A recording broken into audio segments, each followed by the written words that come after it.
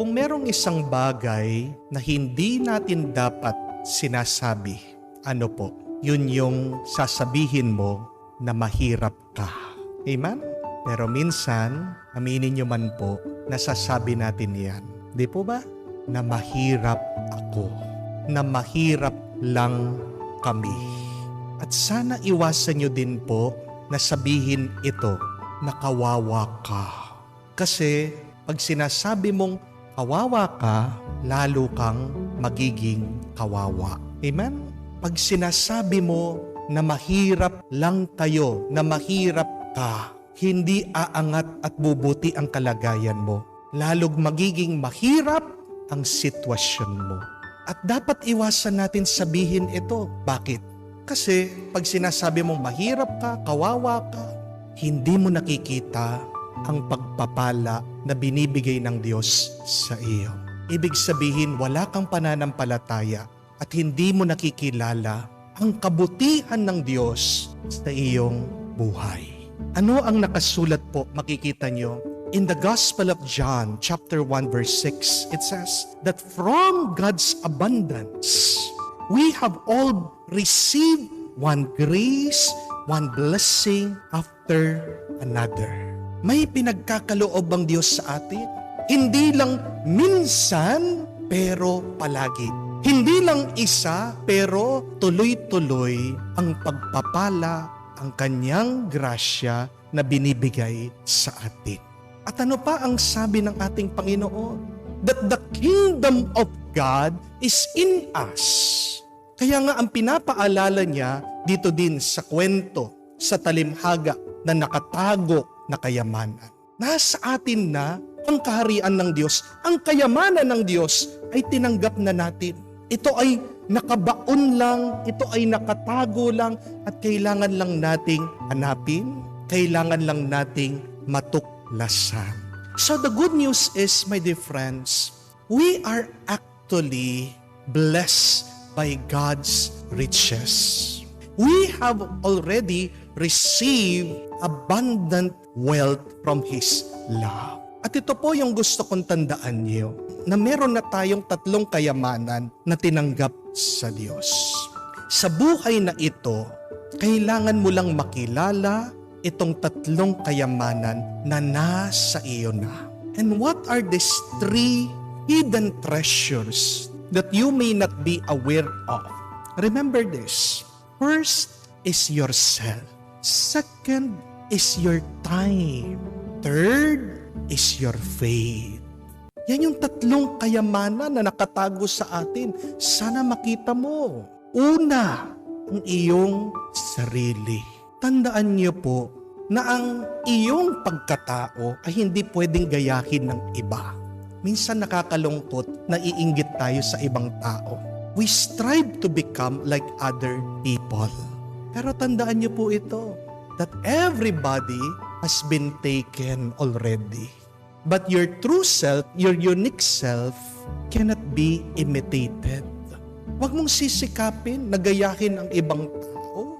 Sikapin mo na maging tunay, maging totoo kung sino ka ba talaga.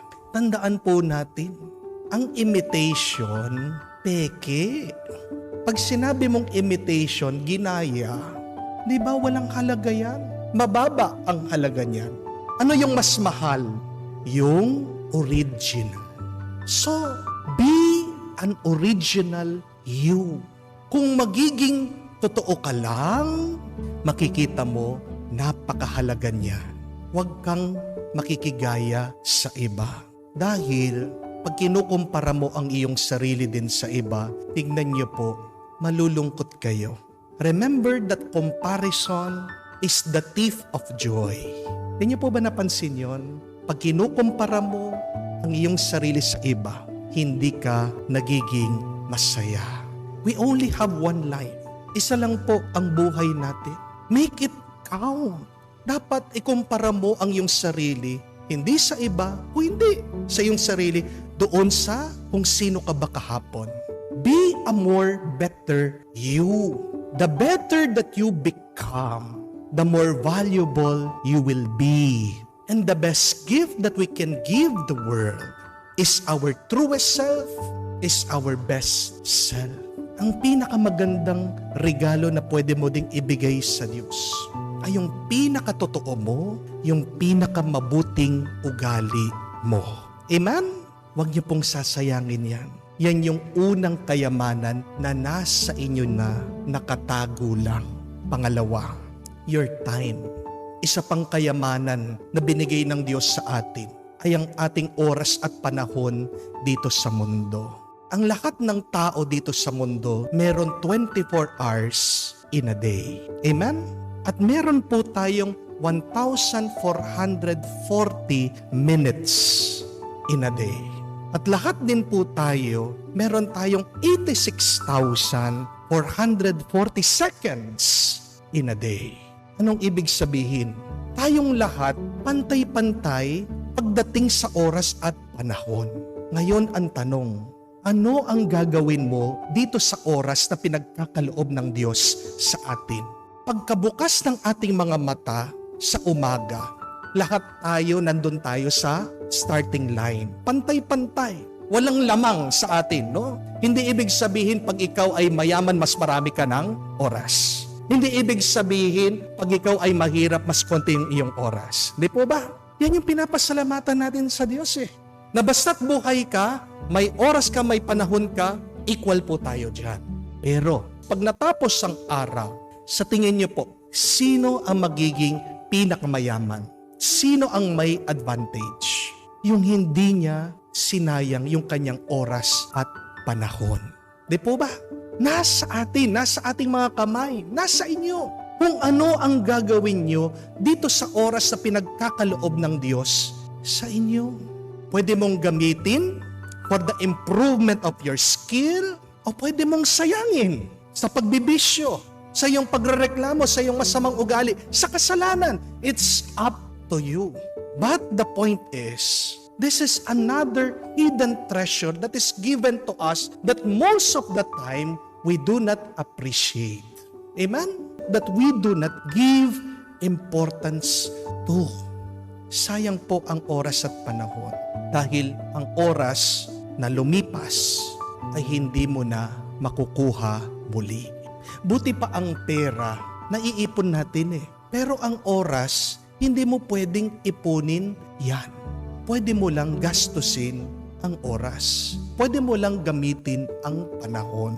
And we hope and pray that we use this time wisely. We hope and pray that we use our time for the good of our souls and for the betterment of our loved ones. Third and lastly, your faith.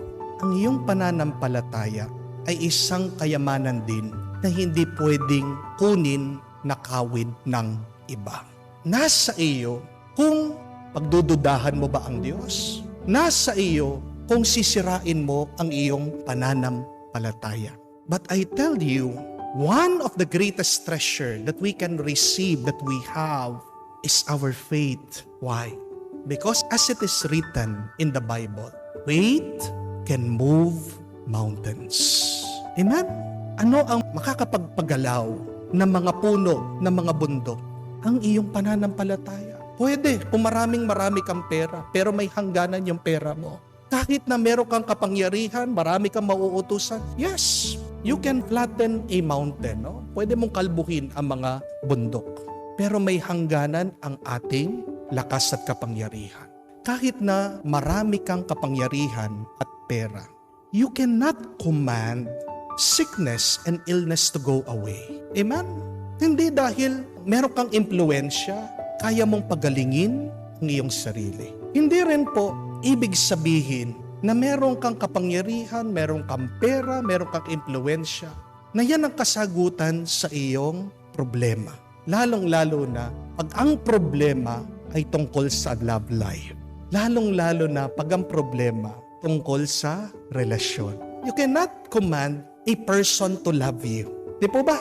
You cannot force somebody to change. Hindi. Pero ano ang nagiging daan sa pagbabago ng isang tao? Sa pagpapagaling ng sakit? Sa pagbabago ng kalagayan ng tao? yung ating pananampalataya sa Diyos. Kasalukuyan po ang daming mga tao dito sa Pampanga ang nahihirapan. Dahil po dito sa delubyo, baha po lahat ng mga bahay dito. Sometimes as deep hanggang po dito sa dibdib. Ganun po kataas ang tubig. Meron nga pong isang pamilya, nakatira po sila dun sa jeep. Ayaw nilang iwan yung kanilang bahay.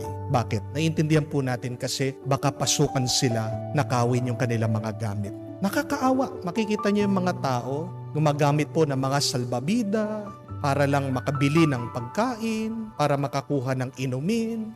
Pero, nung ini-interview yung mga tao, wala po kayong makikitang umiiyak. Nakangiti pa. Masaya. Bakit? Makikita daw po sa TV Ang saya-saya nila. Kahit na alam mo, napakahirap ng kanilang kalagayan. Bakit kaya pang ngumiti? Kasi merong pananampalataya sa Diyos na bukas magiging okay din at ayos ang lahat. Kaya pag wala kang pananampalataya, hindi ka makakaraos sa iyong problema. Pag wala kang pananampalataya, malungkot ka, depressed ka. Tandaan niyo po, with faith, you will have hope.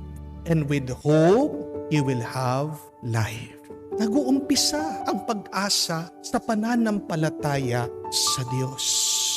Isa po yung kayamanan na kailangan din nating pasalamatan sa Diyos. Sino bang nagsabi na mahirap tayo? Sino bang nagsabi na kawawa ka? Wala. Ikaw lang sa iyong pag-iisip, sa iyong paniniwala. Tigilan mo na sabihin at paniwalaan na mahirap ka, na kawawa ka. At mag-umpisa ngayon, ito ang iyong panghawakan. You are blessed. Pinagpala ka. Tinanim ng Diyos sa iyo ang kanyang kaharian. Pasalamatan mo ito. Huwag mong sayangin ang kaharian ng Diyos.